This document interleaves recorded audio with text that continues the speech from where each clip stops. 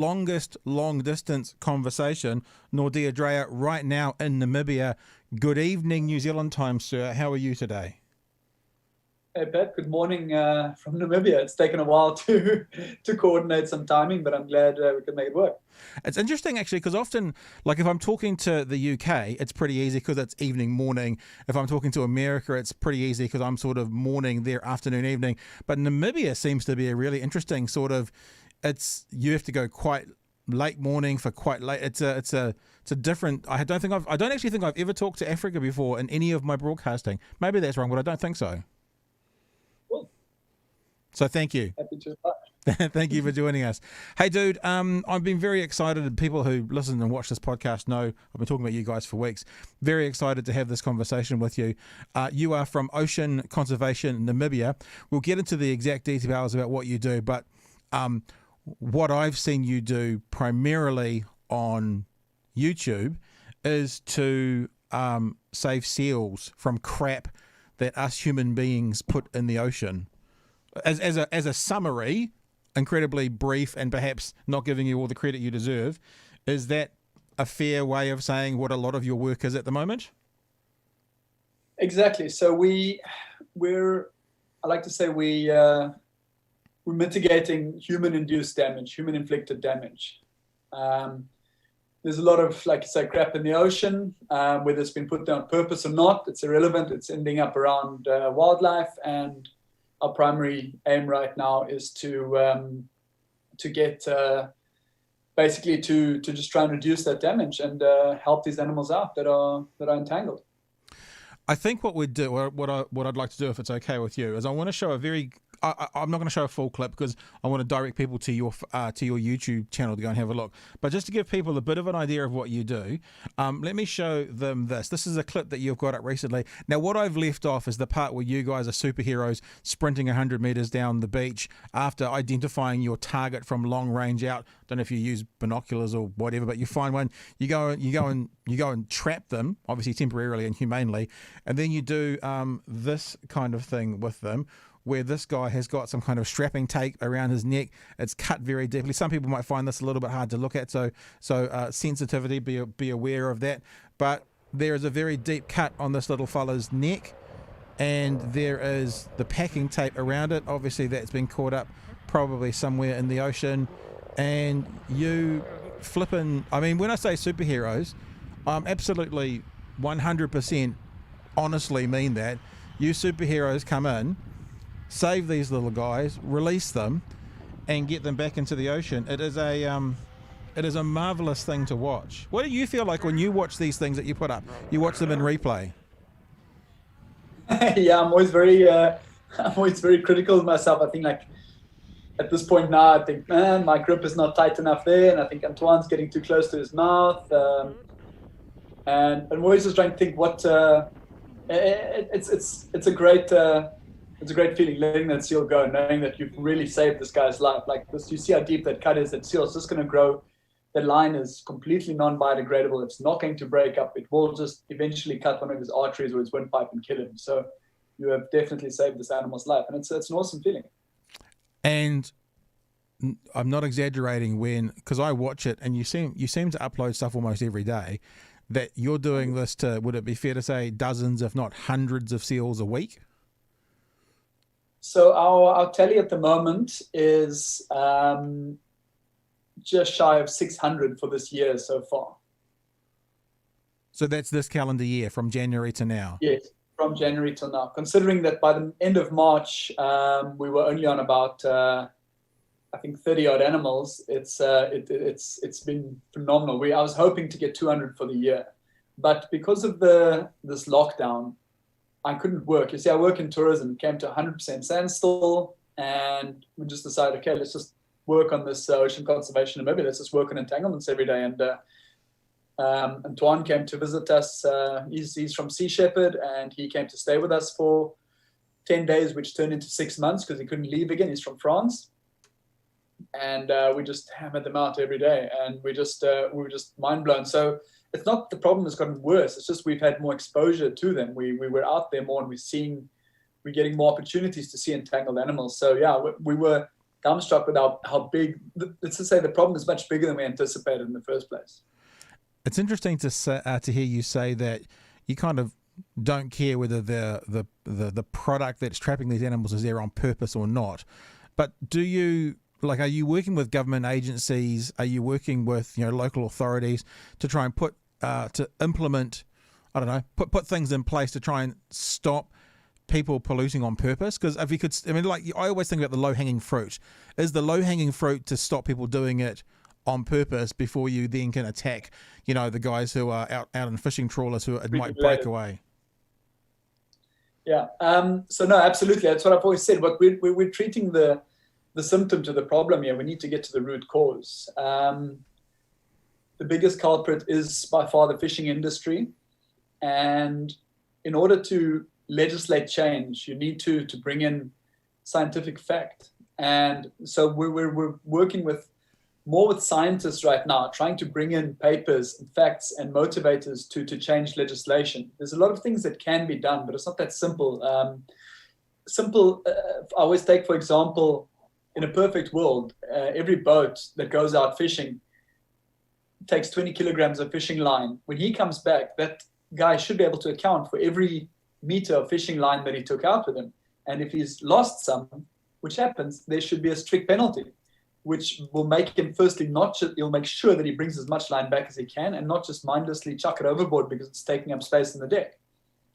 So that's just one example, but all these things need to be motivated by proper scientific basis. So we are working around the clock with scientists. We are working on the higher levels now, but it's and on top of that, trying to do all the seal rescue. So it's the organization is small. It's just my wife and I right now, and we try to keep it under our own umbrella, but there are a lot of entities coming together, but we are definitely taking massive strides towards getting to this point. Why do you do this? How did this start, and why do you do it? Well, I've grown up with a conservation background. My parents are rangers in the biggest park in the country. I was born there, spent my first while there. I grew up on the coast. We moved to the coast when I was about 6, and my dad would always be called out to attend whale strandings and dolphins and things, and I'd help him out. And I've been surfing since I was a teenager, and I've always sort of been in the ocean, and I've seen myself as a sort of custodian to the ocean. I work for the last 8 years. I've had a company doing kayaking tours with these seals. I've got a very personal link to them. These guys are my bread and butter, and like, I always find it so weird that, like, any human seeing an animal in need is not just immediately drawn to try and help this. So it's sort of evolved on its own and just taken flight, and it's just grown exponentially, really. I have to say, I mean, I actually don't know how far away you guys are, literally kilometers from me, but the other side of the world seems a fair enough thing to say. Looking at your work and what you do on the other side of the world in a environment, well, I guess not completely foreign to ours. You know, we have seals here in Dunedin, quite a healthy population of various kinds of seals and other aquatic mammals, but in a continent completely foreign to ours, other side of the world. But watching you has made me think twice about my actions, what I do. You know, am I contributing? How I'm contributing? Is anything that I'm using ending up purposefully or not in the ocean, and how that's affecting, you know, that wildlife? But then again, I guess you say other wildlife as well. I mean, here in New Zealand, we were primarily we didn't have any land mammals. Really, we only were a bird country, like when I started off. So I have quite a passion for native birds in New Zealand. Of course, since being colonised, that's a very different situation now. But you know, our native bird population, I want to see protected as well. I don't want their heads going in packets of chips or, you know, rings that have had bears and that kind of stuff. So even though you're doing the work on the other side of the world and you're impacting your local ecology, what you're doing has got a flow-on effect. Because if I always think, if I'm thinking that, how many other hundreds or thousands of other people are watching what you're doing and thinking the same thing about their local ecology? Absolutely, and that's the beauty of social media. Like, it's I'm always so worried that it seems like a vain thing to be posting these videos all the time. But if anything, it's helping just raise awareness. People don't know it's there even on a very local level. I mean, we're living in quite an impoverished country, but I've still people coming to me all the time off the streets, like saying, "Wow, we had no idea there's so many seals here, and that there's such a huge problem." It's just about in this day of like information on our fingertips in this age, we need to do what we can, and this is the way to get things out there now. And like I said, if I can have an impact in New Zealand, then great, and even better if I can have an impact locally. Yeah, I mean, are these seals native to this part of the world? Are they Namibian seals? Are they a continent of African seals? How do these particular seals interact with the local ecology on a native aspect? Cape fur seals are part of the fur seal sort of subgroup, I want to say. Get the Australian fur seal, Antarctic fur seal, Chilean fur seal, Californian fur seal. There's quite a few of these fur seals. They're all pretty similar in size. They look more like sea lions than seals, actually, so they're a little bit wrongly named. But they're the Cape fur seal is quite specifically down from the Namibian coast down into South Africa. It's found only really on the southwestern border of Africa. They're quite a localized species. Estimated population is around 1.5 million. So they're not threatened per se, but still no reason to just leave him because he's dying a painful death. No, definitely. And in your part of the world, are these seals like in New Zealand, tourism is our biggest earner? Are these seals good for the economy as well as for the environment? They are.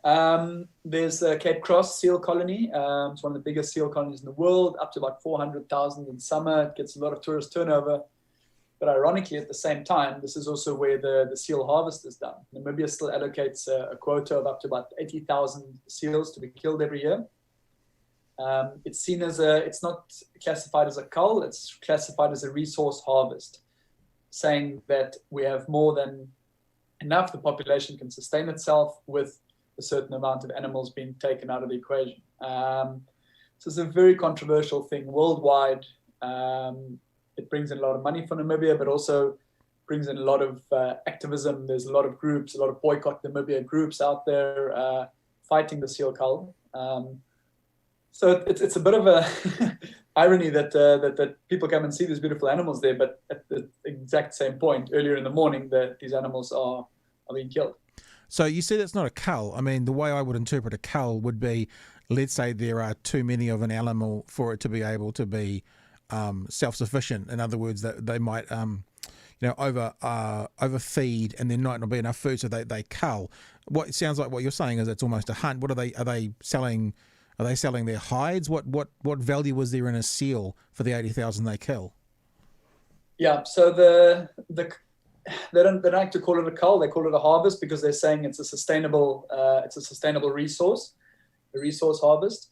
They got a mandate to kill around 80,000 pups, about 7 to 8 month old pups, primarily for their skins, and then about 6,000 bulls, which they harvest the penises and they're sent to the east as aphrodisiacs.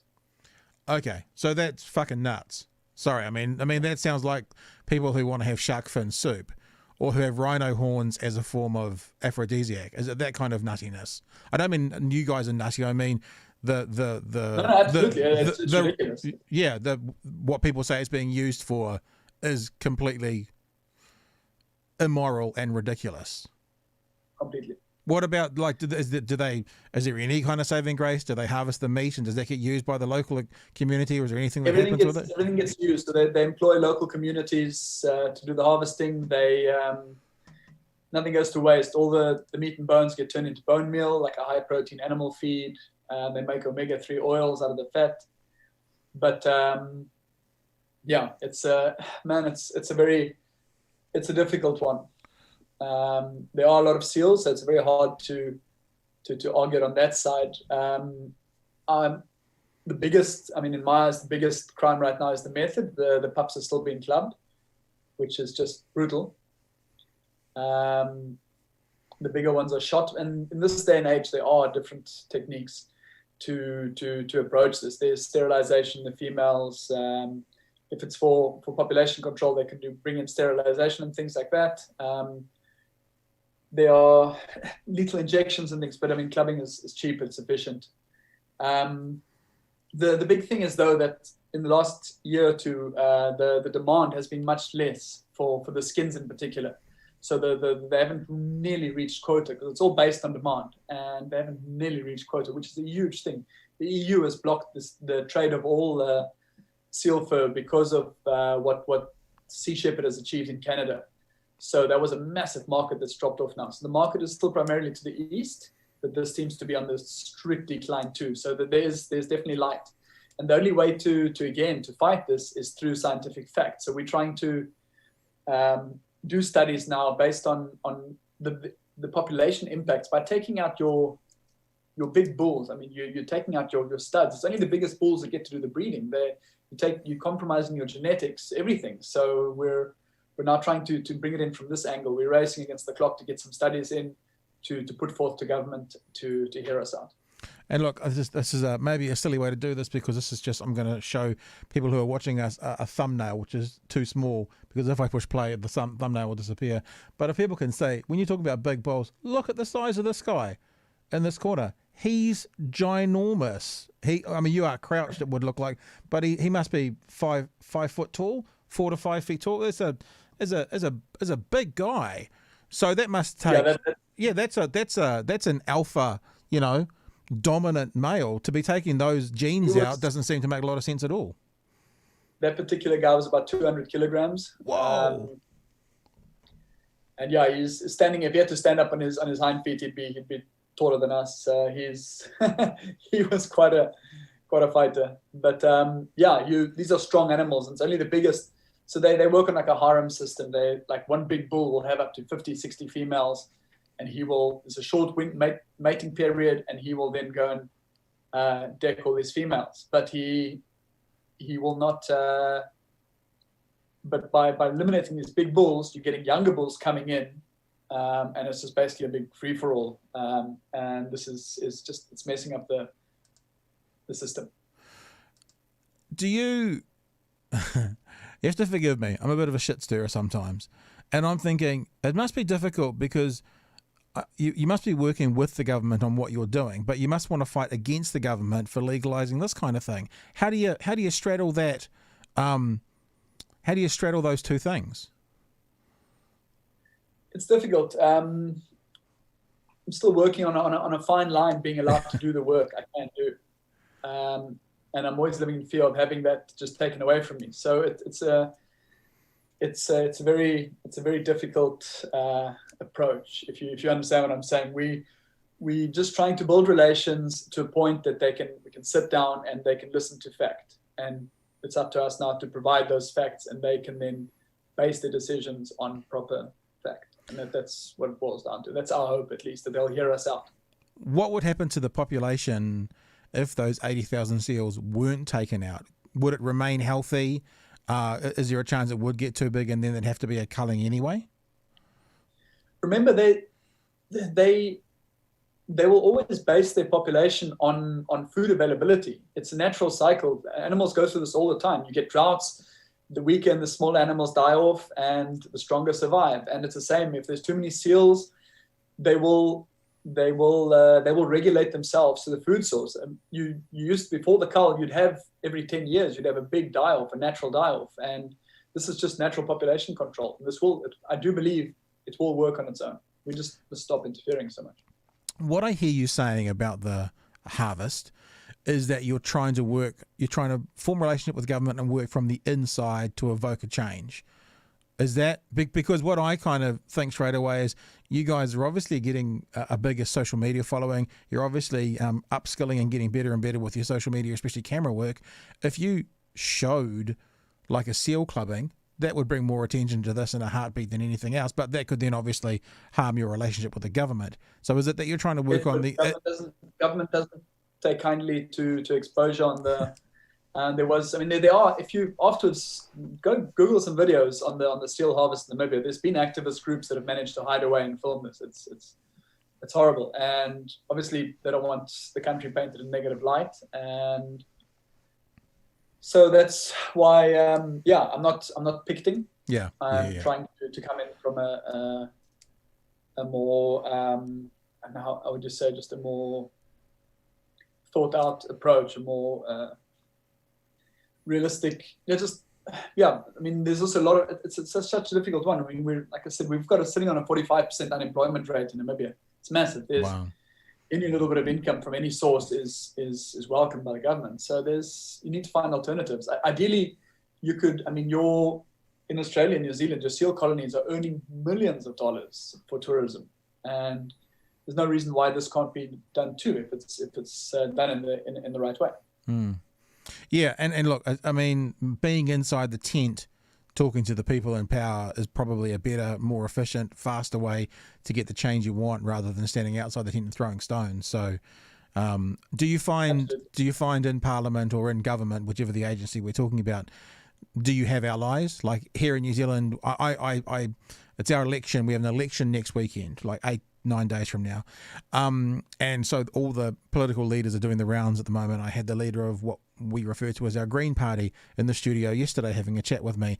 Very ecologically sound, thinking about the environment. It's a big focus for where they're at. Do you have allies inside government who are helping you with that push for the message of the harvest in particular? There are, yes. Again, also a lot of people not willing to put themselves out there right now, but people with the right influence. And I do believe we're making massive leaps. Nobody's ever really challenged it in this sort of way before. So it's a very new approach we were coming with here that we're hoping to try and institute here. But yeah, no, I do believe there are enough people on board. The work that you're doing with the seals, when we see you on your YouTube channel sprinting down there, sometimes jumping off the side of the moving truck, that's always looks very very masculine doing it that way as well. How do you pay for that? Where do you get your funding from? So we're a non-profit organization. We're completely funded by basically donations, small donations. We, again, thanks to social media, we've got our YouTube channel monetized, and there's a bit of income coming off that. And then we've got the YouTube at least gives us access now to our funding platforms. We've got Go Get Funding, which is basically a crowdfunding platform. We've got a campaign going on there. And we've also recently launched our own apparel merchandise range through Teespring, which is a part of YouTube as well. So it's all contributing. There's been some very, very kind donors, and it's basically been enough to keep us out there every day. And you are out there, is it literally 7 days a week? No, more like 5 days a week. We try and give the animals a bit of a break every once in a while, especially if we've had some very busy days. We like to give the animals a bit of a break, not stress them out too much. Sometimes I just go out, like this morning I've just been out assessing, I'm just doing a survey. There's a lot of dead pups at the moment out at the point, and didn't even take the net with. But we're basically, we're out there, definitely at least 5 days a week. And what we're trying to now is expand. I mean, this has all just been on one colony. This colony has got 80,000 seals, and we're sitting on a population of around 1.3 million in Namibia. So It's just literally a drop in the bucket. Look, ours is affected worse because it's the only colony close to a big port. So we do have more access to other rubbish, more normal shipborne rubbish. You'll see paint rings and like normal harbor stuff, paint tin rings, PPE like protective clothing, hard hats, like all kinds of rubbish these guys get themselves mixed up in. Do you have interactions and communications with the fishing operators? Do you go down that path and go to the ports and talk to those guys as well about what's happening out at sea? It's a hard sell because the seals directly are responsible for a lot of stock loss for the fishermen. They're not big fans of the seals in the first place. So it's very difficult to try and convince them otherwise. Dealing with a lot of old guys who've hated seals their whole lives. So it's I have tried, but it's not always been met with the kindest response. And what's the attitude in Namibia in general to ecological issues? Like, I mean, if you move away from what your work you're particularly doing, but if you think about things like, climate change, pollution, what's the general attitude? Because I would think that in a country where, people had that high on their agenda, this would be an easier sell if things like climate change and pollution and that were a bit lower down the agenda. And as you said, with the unemployment rate of 45%, maybe it is. Maybe it's more important to wonder about where you're putting food on the table. That would be something that might reflect in the attitudes towards the seals and what's happening with them at the moment. So yeah, what is Namibia like with those attitudes around other ecological issues? So Namibia is praised for its environmental practices on land. We've got, something like 40% of our land mass is protected area, national park or private reserve. 70% of our coastline is MPA, marine protected area. There's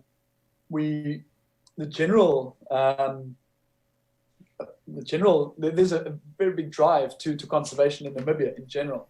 But again, as you said, with such a low unemployment, with such a high unemployment rate, a lot of people, conservation is, my wife always likes to say, conservation is a luxury for a lot of people, and not something that's at all on the agenda for most of the population, unfortunately. And if your income solely relies on catching fish with a hand line of a boat, and that hand line is responsible for seals, and that seal is actually responsible for you taking 30% less fish home every day, then you're not gonna have much positive things to say about the seal. And is that the fishing we're talking about, guys with hand lines off the side? Because when I watch your videos, in my mind, I'm envisaging, massive big trawlers dumping huge amounts of netting into the ocean. We've got the trawlers and that, but no, directly for the fishing, for the seals, the most common, about 75% of our entanglements are what we call the snook. You always hear me talking about snook lines, snook fishing lines. So 1 millimeter thick monofilament hand line. The fish looks a lot like a barracuda, so they've got this big lead weight on it with a big hook and shiny. Toss it overboard, haul it in by hand, catch a fish. And this is the biggest culprit in our situation. That and just beach fishing lines. So beach fishing is a very popular pastime, like shore angling for locals. A lot of rocks, lines break off, guys cast off lines. Sometimes people just spool off old line, toss it on the beach, go home, not thinking twice about it, and it will end up around the seagull or seal's neck. How much of your work at the moment, I do notice when you load up your YouTube channel and you search by most popular, I do notice that there are other animals you're helping as well. I think there's a dolphin one there and there's a shark one there. How much of your work at the moment when it comes to helping animals is sort of seal versus other animals? So the seal is by far the biggest at the moment. Everything else is, for lack of a better word, opportunistic. If something arises, so my telephone number is all over town. Everybody knows if there's a sea animal with a problem that my number is normally called. So we've had that dolphin video. I was part of the Namibian strandings network, so we're basically patrolling beaches all the time looking for. We attend to stranded dolphins, whales, general cetaceans, turtles, anything really that has a chance to maybe end up back in the oceans. We've done quite a few whales and things that we've managed to get back into the ocean. Smaller whales, dolphins, the big ones are always very difficult. And then just anything. Rehabilitated a few pelicans this year. The sharks were somebody just called me, the sharks were stuck in a shallow pool. We had a jackal at Pelican Point that had his leg completely bound up in fishing line, discarded fishing line. We managed to catch him with our seal net as well. So it's basically, if it's got anything to do with the ocean, then I'll help it out. Well, if it's an animal, really. I wanted to show people who are joining us a little incident. I think this happened to you in August of this year. And I wanted to check with you as to how your arm is. So to let people know about, what you put yourself through, this is an incident that happened to you not too long ago, right there. And look at the size of those teeth. And look at how that impacted right on you there. And what I actually did was I followed through this video, but so people can see, I got another one here. I think of you in the hospital. Oh no, this is showing off your lovely scar. There it is. For people who want to know if you are committed to the cause, that looks pretty horrific. So the first question is, I think that was August, 8th of August. We're only a couple of months later. How's the arm? arms. If you can see. Yeah. Yeah. So it's really like, I don't know if you've been bitten by an animal before, or a dog or something. It sort of gets really like callousy and hard. Arm is doing fine now. It's a little bit dead. Went through a few nerves, so it's quite a few dead patches leading down towards my hand. I guess I guess that just means if there's a few dead patches, I guess that just means next time you get bitten, it won't be quite so bad, eh? Yeah, it's handy. No, it wasn't my first bite. It was the worst bite, but definitely not the first time. I've learned very early on that you need to clean this thing out. So I've got to we flushed the wound out on the beach, went straight to the hospital. She didn't stitch it up. She left it open and flushed it for a few days because they carry all kinds of bacteria and things in them, and you don't want an animal bite to get infected. So I was sort of not allowed to use the arm for a week for seal rescues, which I decided 5 days would be fine.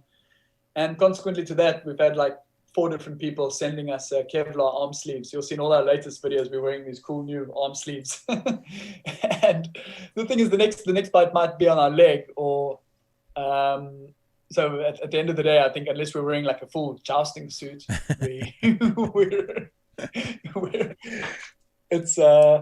as I always say, it's we know the risk is there. This animal, I hesitated first, and Tony said should he get the net? And I said, man, the net was already occupied. I didn't want to let him go. It was a bad cut, and I knew the risk, but he was so we grabbed him behind the neck, he was just strong enough to roll himself out of it, and he could. They strike like cobras. They're so fast. And I'm always intrigued as to how bloody strong they are. I mean, from where I am here, watching you, how strong even the little ones are. I know I'm not looking at the camera right now because I thought actually, seeing you've mentioned the net, maybe for people who aren't aware of it, we should show them. So you've got these big nets. What's the net made of? It's just a normal. I'm not actually sure on the fabric. It was the net was given to us by some biologists from Seattle, doing similar work, and we've actually got. Fine, you'll see that net is knackered. That thing has got so many cuts and holes. That thing is so buggered now. And we've got 600 seals with that net now, but we've actually got 3 new nets on their way right now. They should have actually arrived last week, so waiting in anticipation for them. But let's just show the punters what you mean when you say you use a net. You've got this big net, and you put it. Well, gosh, I haven't queued this one up, so I'm just playing it. There we go.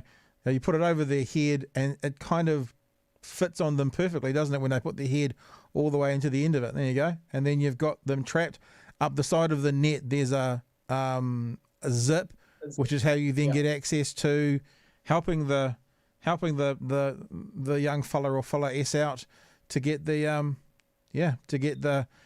thing off them. So that's the net you're talking about. I'll tell you something. I did something. I contacted a company in Canada. I'll find a clip when you're talking, and then I'll show it to you after you next share something with us. But they have this product where you can hide behind and you're basically invisible. And I was like, why don't we? I saw those. Yeah. Do you know what I mean? It's like a plastic sheet, and you're behind it, and you're almost invisible. And I'm like, why don't you guys get these? And then you could walk right up beside them and just grab them. Was it you who sent me the link to that? No, I didn't send you the link to it. But I sent you a link to some guy that actually built this thing on his own, like a homemade invisibility shield. And I definitely, so yeah, it does work to have a sort of blind to get closer to the animals.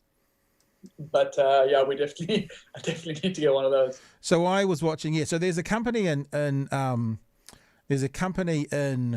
Canada that makes it. But as you've said, there's a guy who has in New Zealand we'd call it number 8 wire, kind of jerry-rigged it and made it for himself. And I actually saw there's a comedian I watch on, a magician I watch on YouTube now called Chris Ramsey, and he's actually here. There is actually someone behind this piece of plastic. You can look, if you look very carefully, you can kind of see that they're there.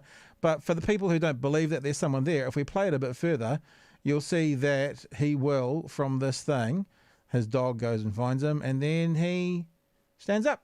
There he is.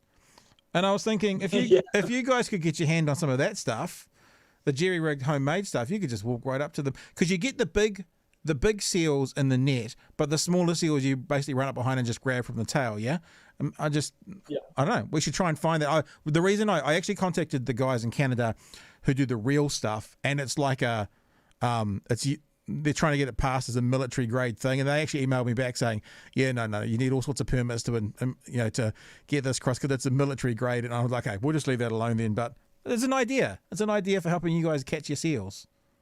Absolutely. So we do like to. The key is to reduce stress. Wherever we can, you'll see we'll crawl in the animals. If you come in nice and slowly, they normally are quite calm, but you're always going to get a few scouts. And generally, we find the ones that are entangled are just a bit more alert and a bit more skittish. So they're the ones that start running. It's only once they're on the move that we actually give chase, full speed, to catch them. And the animals do resettle themselves. Within like half an hour, they'll all be back on the beach again. But yeah, we've tried with like wooden blinds and things before. It does work to an extent, but something like this could be. I'm just worried about the reflection. If the sun reflects off, but it actually seems like to have like a bit of a matte finish, so it should be fine. Well, let's do this. I'll take a clip of that you and me just watching Chris Ramsey, and I'll send that to Chris Ramsey. I don't know Chris Ramsey, you may not get it, and we'll say, let's get these guys some of this plastic. How do we do it? And we'll see if we can get you some. As much as anything else for an experiment, it'd be fun to see if it would work. Yeah. Hey, where to from here? What are you guys trying to achieve? What do you want to do? Well, at the end of the day, I haven't really thought that far. At the moment, we're working with quite a few different. My dog coming. Where was it? We're working on quite a few research projects. I guess we want to have access to the rest of the country to do more of the work that we're doing, but at the same time, we also want to reduce the incidences. We want to make less work for ourselves. We don't want to make, like, ideally, it's a win if there's no more work for us. If we have to shut down, that would be the best case scenario, but it's not realistic.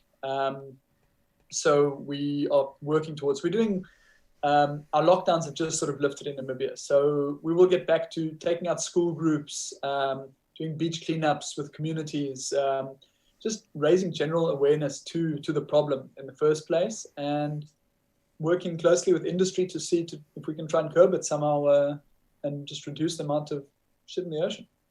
So that's what it kind of comes down to. I mean, it seems that helping the seals, there could be a byproduct of cleaning up the oceans, but cleaning up the oceans, the byproduct would be helping the seals. So was the idea to clean up the oceans? Yeah. The idea is to clear them, but stop, to reduce the amount of new stuff getting in there, and that just comes with raising awareness. We love working with kids in that. We find they're a lot more receptive. If family goes to the beach, the kids are going to be the ones to tell their parents, listen, let's take the stuff home. The message just seems to get through a lot more to them. So we've done a few Zoom meetings and that with classroom groups now, and just need to get as many local kids onto the beaches as we can. You said some Zoom meetings there with local kids. I see your first video went up about 10 months ago.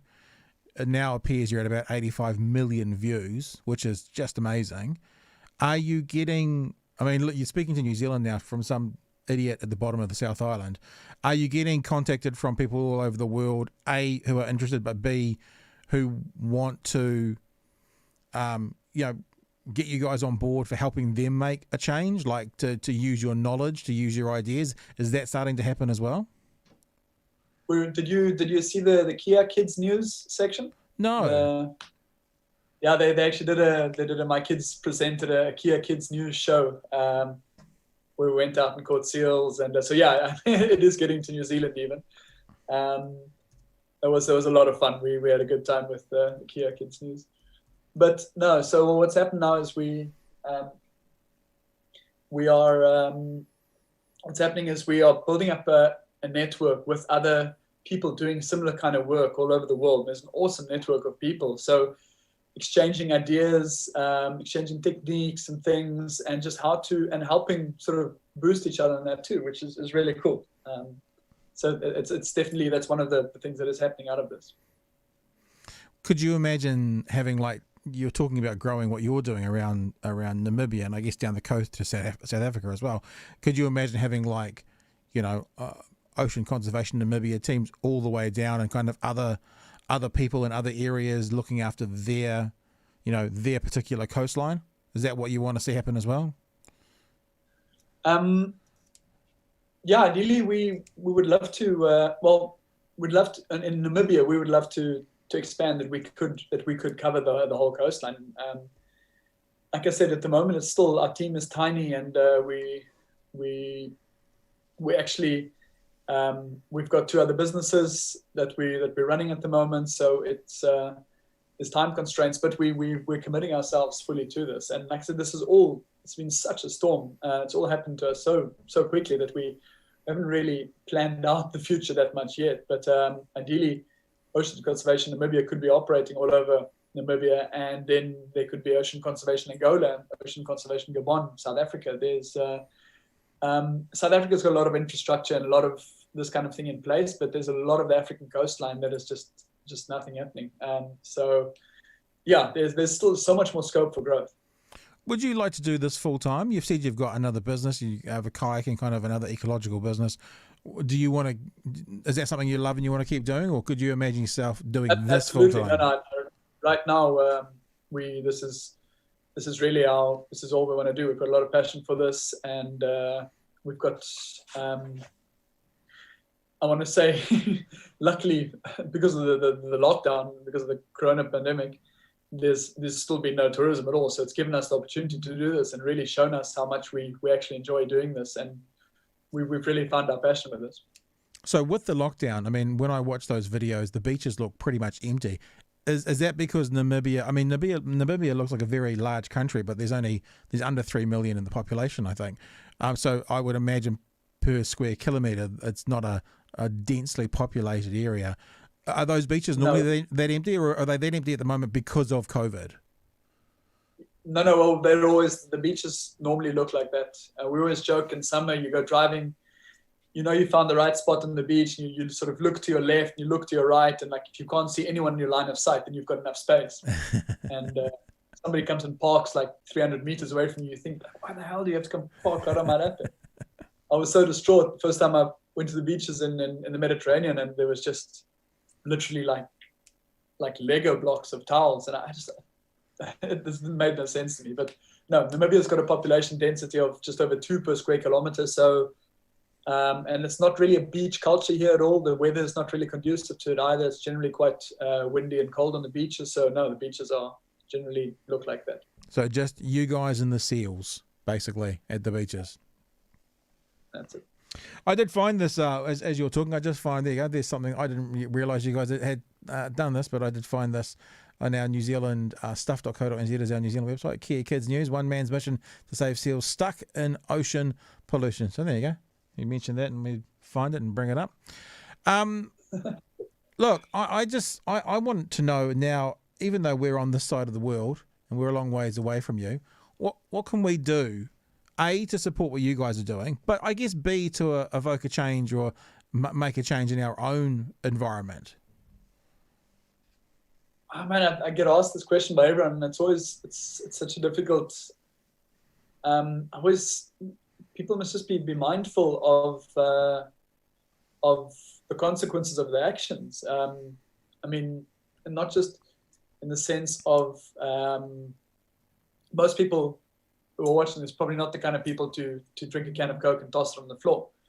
But if you see a can of Coke lying on the floor from somebody else, pick it up and I mean, it's such a cliched word, but focusing on sustainability, using things that are sustainable, reducing the amount of plastic bags, things like this, water bottles. And then in terms of fishing, in our world, the fishing problem is so bad because there's such a demand for fish, and this allows for bad fishing practices. Every country's got usually like lists of fish based on like the sort of red list, green list, black list fish, based on how sustainably they're caught. And so eat your local fish. Don't eat Alaskan salmon. Well, you guys have good salmon in New Zealand, but don't eat Alaskan salmon. Like it's man, yeah, be mindful to the potential consequences of your actions. And it might not be a direct action, but something like just knowing the source of where your fish is coming from, and looking for transparency in the process. When I was watching one of your videos, I was thinking to myself, oh, I wonder if even some of the bad things we do, we could make a bit of a change at. You know, you have those, like if someone's having a 6-pack of beer and they're those rings, those 6 plastic rings together. And I thought, you know what, the next 6-pack I buy, even if I get that, what I'm going to do is I'm going to cut it up. Because even if it's going to go in the recycling, if I cut it up, that means I know that nothing's going to get stuck in it.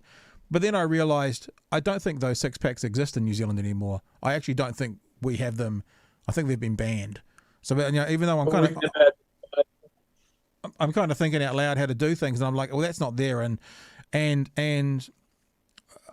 thinking about the government at the government level, you know, if people were using glass cups, reusable cups instead of coffee cups, you know, if people had their own straws instead of straws at their takeaway bar, that kind of stuff, I think that, I don't know, it'd be interesting to know what it's like in Namibia, but it feels like many, I can't say all or most, I don't know, but many Western countries are going that way and are heading down that path, certainly of being better in that area than maybe 10, 15, 20 years ago. But yeah, I was wondering, even, it sounds a bit silly, but making a good decision, making a good effort, making a, what's the right word I'm looking for? Making an improvement even when you're making a bad decision. And that was the idea of cutting up the 6-pack of rings, even though I don't buy them. Yeah, I don't know. Yeah. I'm just thinking about absolutely. Small incremental changes, I guess is what I was kind of getting at. The small incremental changes that we could do that you think wouldn't make much of a difference, but might. I mean, if someone did cut up that 6-pack, you know, then that's impossible for that seagull or whatever to get stuck inside. If someone didn't take that straw, you know, we've all seen the photos of those revolting photos of, you know, turtles with straws up their noses, then that couldn't happen. If you don't have that straw can't go into the waste, they can't get into the water system, it can't go up a turtle's nose. Small changes. No, absolutely. And it's up to, let's just situational awareness. I got an email from this guy in the States working in a hardware store, and he says he sees these packaging straps, like everything, all the boxes come in these round straps, these plastic straps. Now, this is a huge problem for seals. And he's installed a pair of scissors on a string next to every bin and a sign saying, like, if you see a strap, cut it. If that strap does end up in the ocean somehow, it's going to be cut. It can't loop around something. We can't say it's never going to end up in the ocean, but even if it does, it can't cause further damage.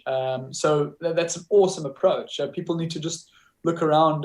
If you've got any round piece of rope, a circle of any sorts, cut it. And then this guy's looked around his own environment and saw what he could do to possibly institute some sort of change. So I thought something like that is a brilliant approach. Yeah, that's a great idea. Because there is also that economies of scale, isn't there? Like, I mean, I've had lots of conversations with people where we go, I want to have free range eggs. I want to treat, you know, I want to make sure the chickens of the eggs that I'm having as looked after as they can be. But then these people go to the supermarket and the free range eggs are 3 times the price of the other ones, and they don't have the budget for it. Maybe this comes back to that conversation we had earlier about the 45% unemployment. They don't have the budget to be able to do what they want to do. So they're sitting there going, what can I do? If there are some of these small incremental changes they can do, that's still something. Yeah, I mean, it's just a matter of looking at yourself and seeing what everyone can figure out for themselves what the damage can be from something, and just looking in your own personal environment and seeing what you can do to institute some sort of change, like you said. Yeah. Hey, dude, let's show people your website and tell them if they want to find out more about you. It's ocnamibia.org, ocnamibia.org, which is, of course, Ocean Conservation Namibia. I guess easy to find, lots of YouTube in there, and you do actually have a tab here talking about support. Follow us on social media, share our progress, get in touch, and donate. So if people want to be involved with you, whether it's to spread the word, I guess, which is to share and follow, or to dip their hands in their pockets. And in this day and age where the world is a global market, it's very easy to donate from all over the world. You know, an American dollar is as good as a Australian dollar, which is as good as an English pound. When you're donating it across the internet, it all kind of does the same, doesn't it? Absolutely. The merchandise ships to Australia and New Zealand as well. We tell people, like, at least then you score something out of it, a nice cap or a shirt or something, and the proceeds do go directly to us. So it's all good. Hey, Naude, I really appreciate you giving up some time. I know that it's a bit weird to have some random email pop in from the other side of the world, but I really wanted to talk to you guys. I really wanted to say thanks for what you're doing, you know, on a world scale. It's amazing. I love watching your videos. I think they're really good as well. You kind of, I don't know if you said it in the podcast or prior podcast that, you know, this whole social media thing's a bit new, but, you know, from someone who's been involved in this media game for kind of 20 plus years, you guys are doing really well. Like I'm saying, your actual product and content is really, really good. And I think you should keep on going.